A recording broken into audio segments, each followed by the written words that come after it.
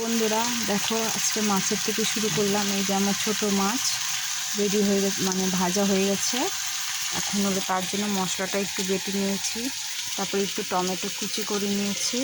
এখন একটু আলু আর পেঁয়াজটা ভেজে নিচ্ছি। দেখো, আলু পেঁয়াজটা ভাজা হলে তারপর দিয়ে দেবো তোমার একটু মশলা।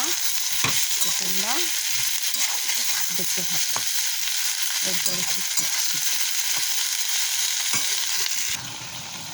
তো বন্ধুরা দেখো, এটার মধ্যেই আমি মশলা টমেটোটা দিয়ে দিয়েছি।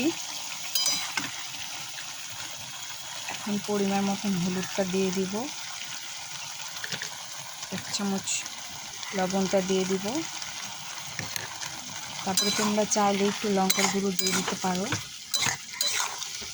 এটা আসলে একটু চচ্চড়ি টাইপের করবো না, এটা আমি একটু গা মাখা মাছ, একটু হালকা পাতলা করে ঝোল করবো, হালকা বেশি না। তো তোমরা দেখো ভিডিওটা যদি একটু ভালো লেগে থাকে। বন্ধুরা দেখো, আমি একটু হালকা করে গুঁড়ো লঙ্কা দিয়ে দিচ্ছি, হালকা করে, শুধু একটু কালারটা হওয়ার জন্য।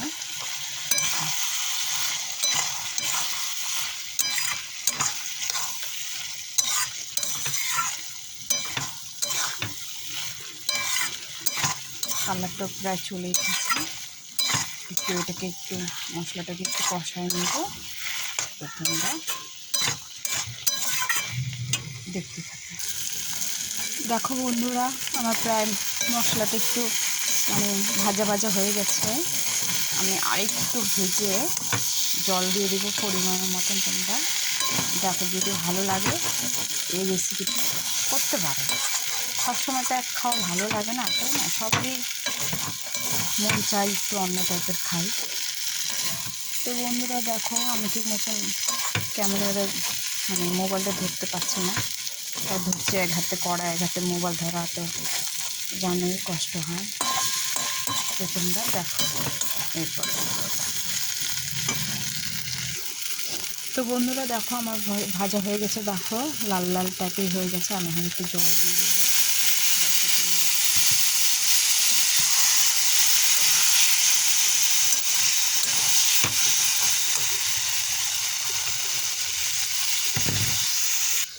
দেখো বন্ধুরা, আমি জল দিয়ে দিয়েছি।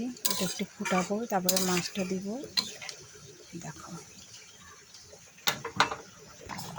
হ্যালো বন্ধুরা দেখো, এই যে আমার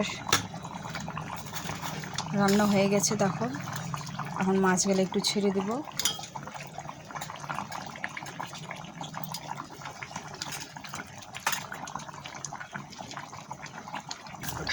তো বন্ধুরা দেখো, একদম গা মাখা মতন করে নিয়েছি, হয়ে গেছে আমার। যদি রেসিপিটা ভালো লেগে থাকে তাহলে like, comment, share and subscribe করে দিও। আজকের মতন এখানে